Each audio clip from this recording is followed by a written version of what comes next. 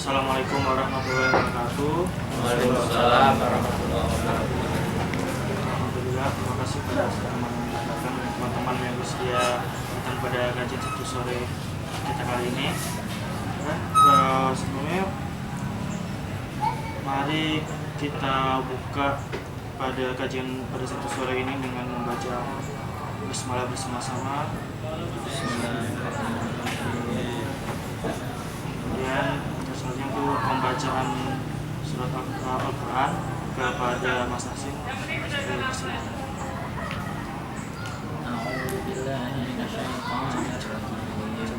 Bismillahirrahmanirrahim. Ya ayyuhan nasu rabbakumul ladzi khalaqakum min nafsin wahidatin wa khalaqa minha zawjaha wa bassa minhuma rijalan katsiran wa nisaa wattaqullaha alladzi tasaaluna bihi wal arham innallaha kana 'alaikum raqiba.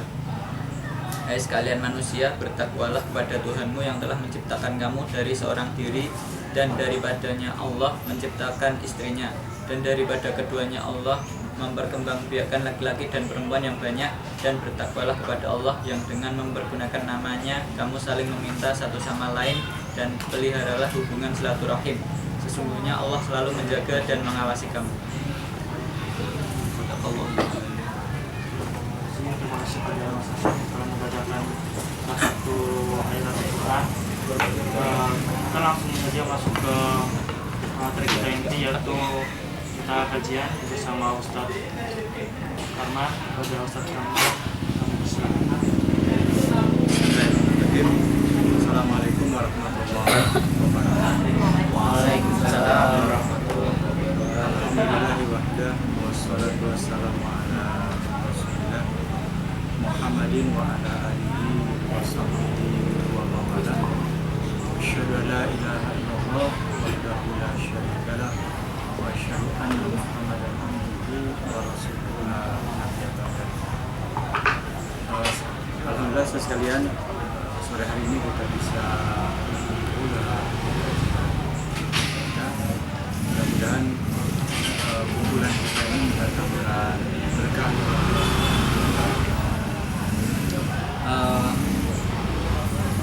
Kalau tidak salah, beberapa hari lagi kita memasuki tahun baru Islam.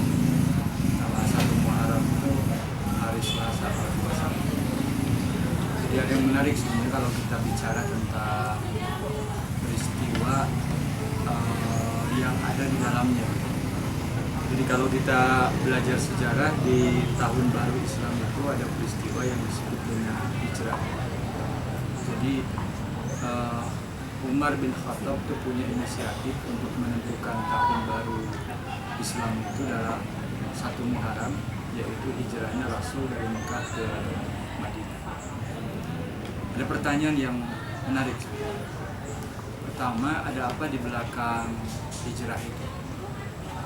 Yang kedua, apa yang akan diperoleh oleh orang yang hijrah?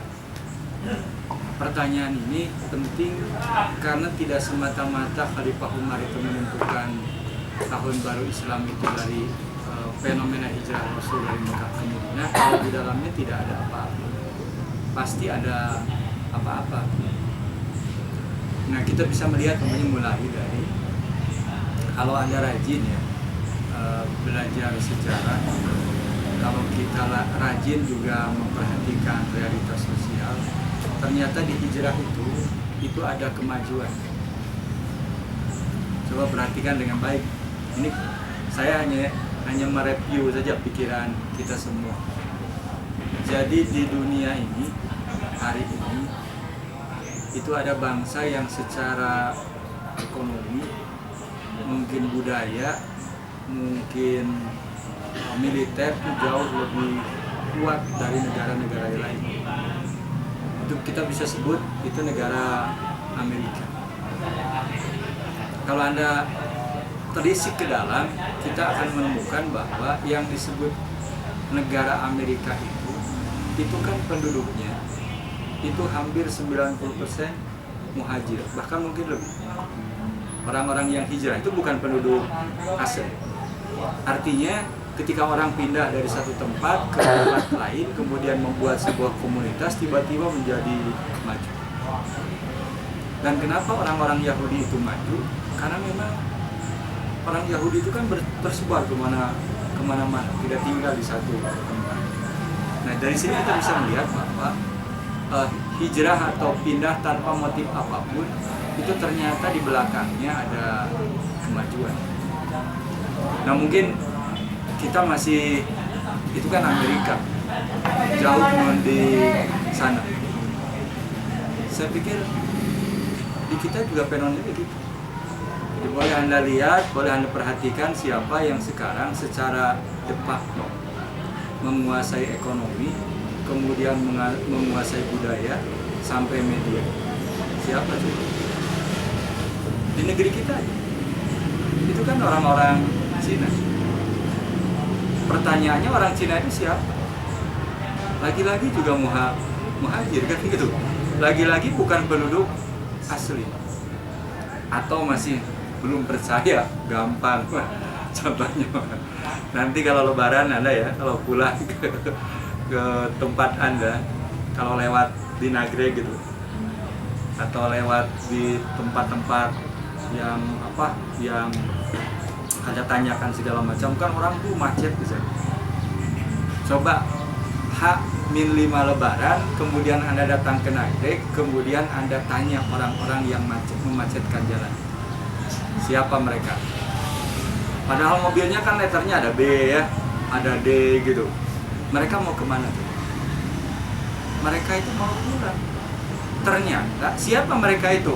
Mereka itu ternyata orang-orang yang di tempat tinggalnya itu rata-rata orang yang secara ekonomi, sosial, budaya jauh lebih maju dari penduduk asli.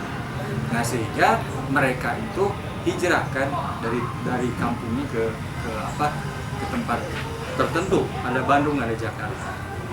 Nah, Anda bisa lihat nanti indikatornya bahwa siapa orang yang maju di kota-kota besar itu ketika bulan puasa, begitu memasuki Idul Fitri, itu yang namanya Jakarta, Bandung, Surabaya itu lengang. Nggak macet kayak barusan. Nah, kenapa? Karena ternyata orang-orang yang memadati Jakarta itu, yang memadati Bandung, yang maju-maju itu ternyata muhajir. Jadi ternyata orang yang hijrah gitu kan gitu. Pantas kalau kemudian Al-Qur'an menyebutnya wa may yuhajir fi sabilillah yajid fil ardi muraghaman wasa.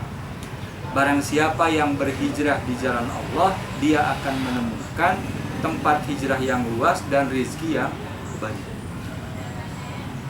Jadi fenomena hijrah itu adalah fenomena universal yang di belakangnya itu ada kemajuan.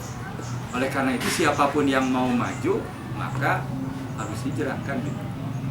Sehingga Imam Syafi'i itu dalam syairnya menarik sekali. Kata Imam Syafi'i, inni ra'aitu rukudal ma yubsid. Jadi kata Imam Syafi'i, sungguh aku telah melihat yang namanya air yang diam itu yubsidu. Itu menghancurkan, merusak. Atau dalam bahasa kita yang disebut air yang diam itu sumber penyakit. Wa insaha sohat, kata Imam Syafi'i. Jadi kalau air itu mengalir, maka air itu sehat. Wa ilam yajri lam yatib. Kalau dia tidak mengalir, maka tidak baik. Nah, oleh karena itu hijrah itu adalah fenomena pindah dari satu tempat ke tempat lain, atau biasa disebut dengan fenomena gerak. Bahwa nanti kita akan melihat di prinsip gerak itu ada kehidupan. Coba perhatikan ayatnya ya. Mungkin Anda tidak terbayang, tapi saya bisa membayangkan. Ayat ini sudah dihafal oleh kita semua, yaitu a'udzubillahi minasyaitonirrajim. Inna fi khalqis samawati wal ardh wa ikhtilafil laili wan nahari la ayatil lil albab. Sesungguhnya dalam penciptaan langit dan bumi serta pergantian siang dan malam itu ada tanda-tanda kebesaran Allah bagi orang-orang yang memiliki albab. Siapa ulul albab itu? Allazina yazkuruna Allaha qiyaman wa qu'udan wa ala junubihim wa yatafakkaruna fi khalqis samawati wal ardh. Yaitu orang-orang yang senantiasa berzikir ketika dia berdiri, duduk dan berbaring, sembari dia memikirkan semua ciptaan Allah. Nah, ketika mereka menggunakan potensi rasanya untuk berzikir kepada Allah, kemudian potensi pikirannya untuk memikirkan semua ciptaan Allah, maka akan sampai pada sebuah kesimpulan, Rabbana ma khalaqta hadza batila subhanaka faqina azabannar. Ya Tuhan kami, Engkau telah ciptakan semua ini tiada yang sia-sia. Maka jauhkanlah kami dari siksa neraka. Coba kita mereview pelajaran kita dulu ya, ketika di SMA. Kan kita pernah belajar yang bumi ini, yang kita injak ini kan tidak pernah diam. Jadi bumi ini bergerak itu kan pada dua posisi. Ada yang bergerak pada porosnya, kemudian juga bergerak mengitari matahari. Apa yang terjadi ketika bumi ini bergerak? Kalau bumi ini bergerak kan pada porosnya kalau mengitari matahari, maka yang terjadi adalah siang dan malam.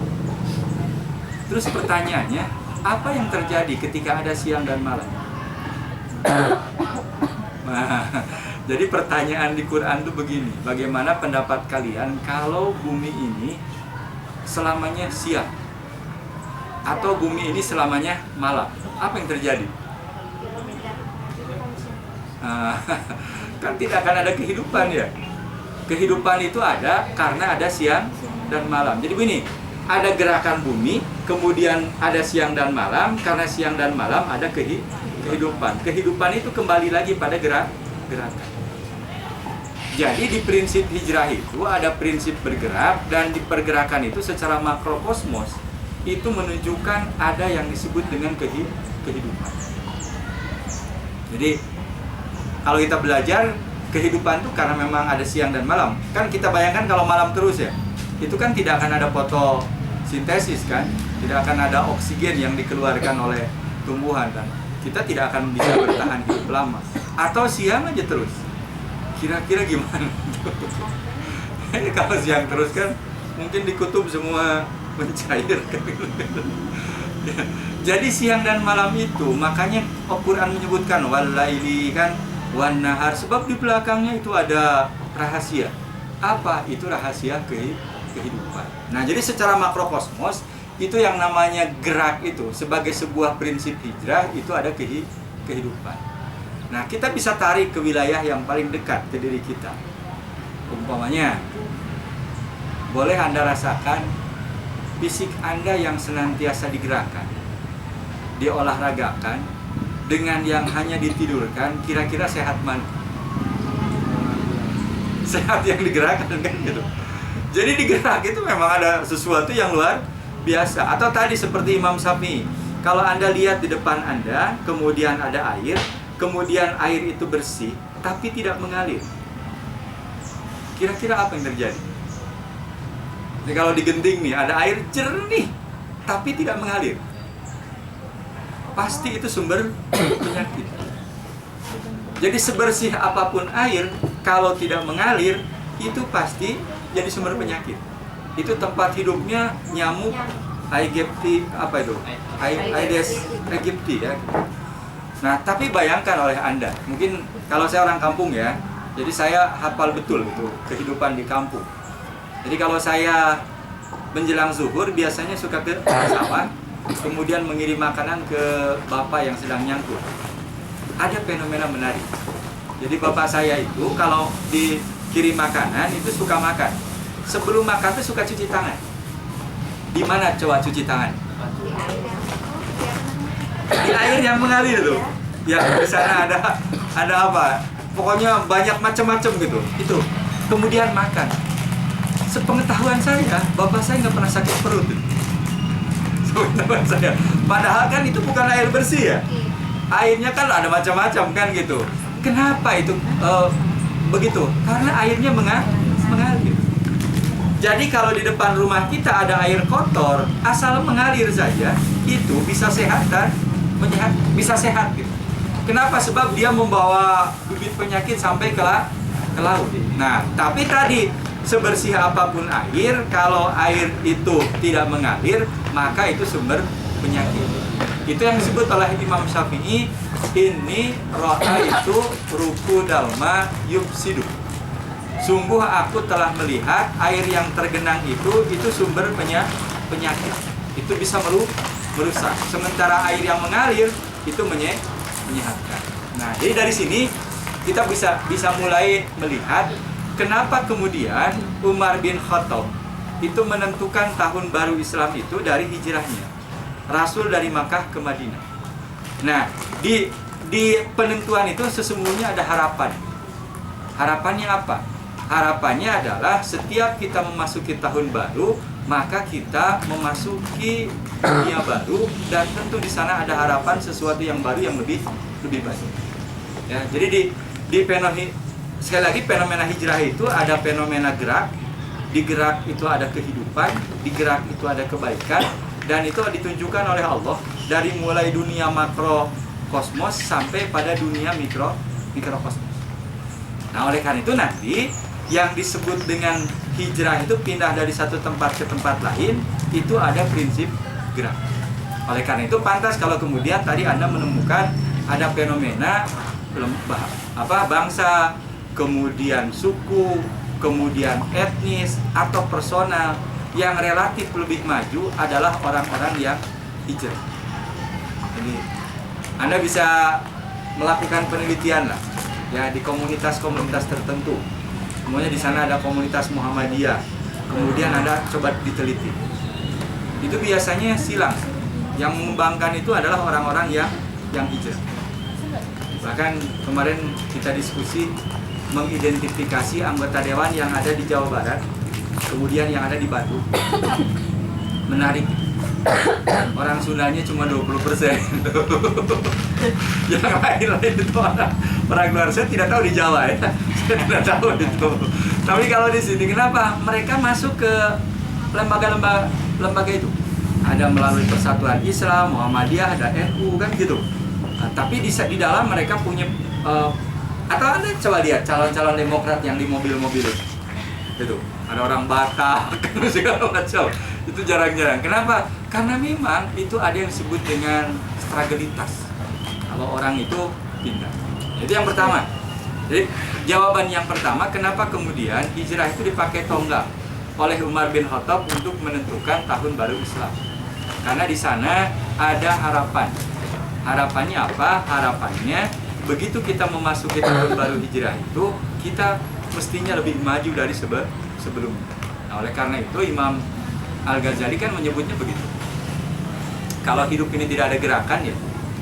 Jadi kalau umpamanya hidup ini tidak ada gerakan, umpamanya dari dulu dengan sekarang itu sama saja, maka kan disebutnya orang rugi. Dan kalau hari ini jauh lebih buruk dari yang kemarin, itu kan orang celaka. Dan orang yang beruntung itu adalah yang hari ininya lebih baik dari hari kemarin. Jadi ada improve, ada continuous improvement. Jadi ada pengembangan terus menerus. Jadi itu yang pertama. Yang kedua, fenomena hijrah yang di dalamnya ada gerak, itu ternyata ada kebaikan tidak hanya terdapat di alam semesta, tapi juga itu diajarkan oleh Rasul dalam kehidupan sosial kita. Jadi nanti kalau Anda baca Quran, kemudian Anda baca hadis, maka kita akan menemukan orang-orang yang maju itu adalah orang-orang yang mau menggerakkan pikiran dan hati. Jadi kan tadi disebutkan, yang disebut ulul albab itu adalah orang-orang yang yazkurunallaha qiyama wa qu'udan wa ala junubihim, yaitu orang-orang yang senantiasa dia berzikir, ya, berzikir atau mengingat Allah ketika dia berdiri, kemudian dia duduk dan berbaring. Jadi orang-orang ulul albab itu, orang-orang yang berakal itu adalah orang-orang yang senantiasa dia mengingat dan menyebut Allah di setiap keadaan. Kemudian setelah itu wayat tafakkaruna fi khalqis samawati wal ardh. Kemudian dia memikirkan apa yang diciptakan oleh Allah di langit dan di bumi. Jadi catatan penting ya. Jadi Allah itu tidak boleh dipikirkan. Yang boleh itu diingat. Yang boleh itu disebut. Tetapi selain Allah semuanya boleh dipikirkan. Jadi wayat tafakkaruna fi khalqis samawati wal ardh. Dan orang-orang yang senantiasa memikirkan ciptaan Allah yang ada di langit dan di bumi. Jadi tidak ada larangan memikirkan apapun gitu. Jadi pokoknya yang selain Allah itu boleh dipikirkan. Mau memikirkan ruh segala macam gitu kan. Kan sering ada orang yang bilang ruh itu nggak boleh dipikirkan. Sebab ayat yas'alunaka 'anir ruh. Kulir ruhi amri Rabbi. Nah pertanyaannya bertanya kepada engkau wahai Muhammad tentang ruh, maka katakanlah ruh itu urusan Tuhanmu. Ya iya kalau nerjemahkan urusan Tuhan. Tapi kalau kita terjemahkan amrinya itu adalah perintah Tuhan, bahwa ruh itu lahir ada karena perintah Tuhan, itu boleh dipikirkan. Kenapa? Karena itu selain Allah. Jadi kalau saya boleh meminjam istilah Cak Nur itu, Nur Khalis Maju itu tidak ada yang suci di dunia ini kecuali hanya Allah. Itu yang disebut dengan desakralisasi. Jadi tidak ada yang sakral di dunia ini kecuali Allah. Sebab kalau ada yang menganggap suci selain Allah kan bisa musyrik. Kalau kita menganggap ada yang suci, ada yang bersih selain Allah, itu bisa musyrik. Maka itu yang disebut dengan desakralisasi. Jadi selain Allah itu boleh dipikirkan, tetapi Allah hanya boleh diingat. Nah, mengingat Allah itu dengan mulut, kemudian berzikir itu kan dengan hati. Kemudian memikirkan ciptaan Allah itu dengan pikiran. Nah, kalau ini senantiasa dilakukan oleh kita terus-menerus, dipadukan terus-menerus, maka dalam hidup kita nanti akan sampai pada kesimpulan Rabbana ma khalaqta hadza batilang subhanaka faqina azabannar. Ya Tuhan kami, tidaklah Engkau ciptakan semua ini kecuali di dalamnya itu tidak sia-sia. Jadi semua ada manfaat. Jadi begini, segala sesuatu itu tidak sia-sia. Sesuatu itu akan jadi bermanfaat ketika dilihat oleh orang yang dia senantiasa menggunakan pikirannya untuk memikirkan ciptaan Allah dan senantiasa menggerakkan hatinya untuk berzikir kepada Allah. Sehingga nanti cara pandang dia itu akan berbeda dengan orang. Atau istilah lain itu adalah orang yang melihat segala sesuatu itu bermanfaat atau tidak sia-sia adalah orang yang punya ilmu. Kan orang yang punya ilmu itu kan dua ya. Ada ilmu yang dicari oleh kita, ada ilmu yang diberikan oleh Allah ke kita. Nah, saya sering sebutkan, saya sering jelaskan aja. Kalau orang yang berilmu, kemudian ilmu itu dilandasi dengan keimanan, itu cara pandangnya bakal berbeda dengan orang yang tidak berilmu. Jadi saya beritahu ke Anda ya.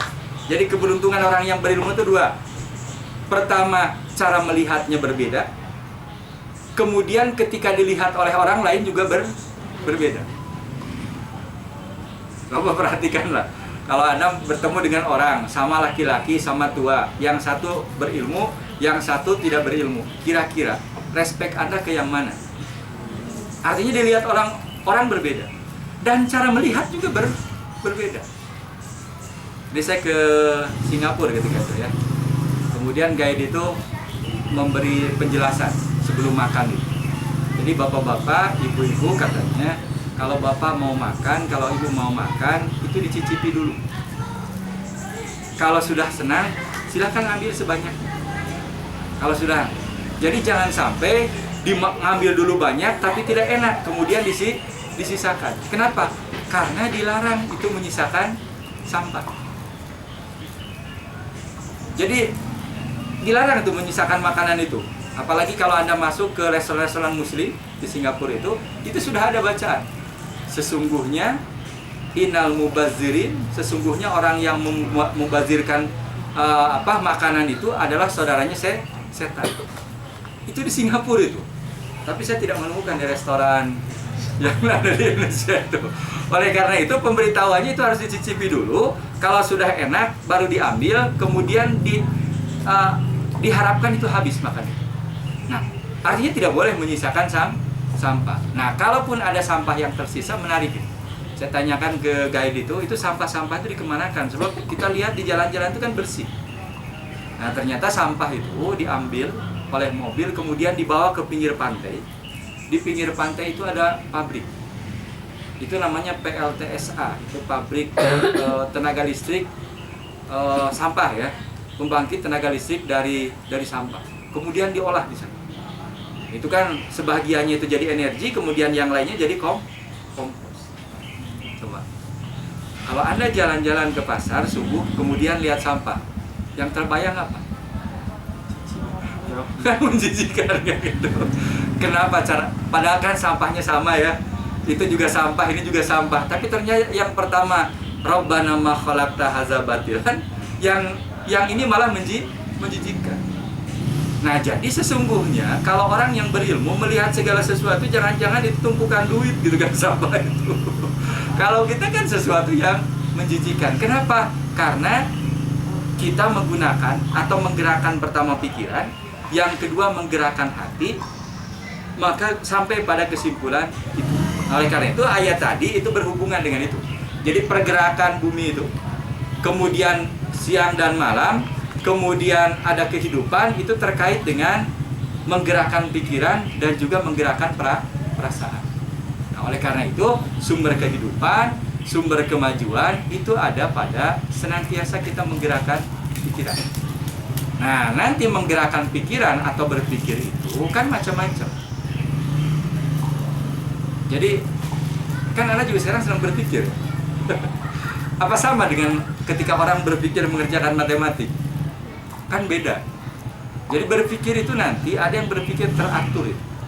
Biasa orang menyebutnya itu berpikir sistematis kan, berpikir radikal, kemudian berpikir spekulatif kan, itu ada aturannya.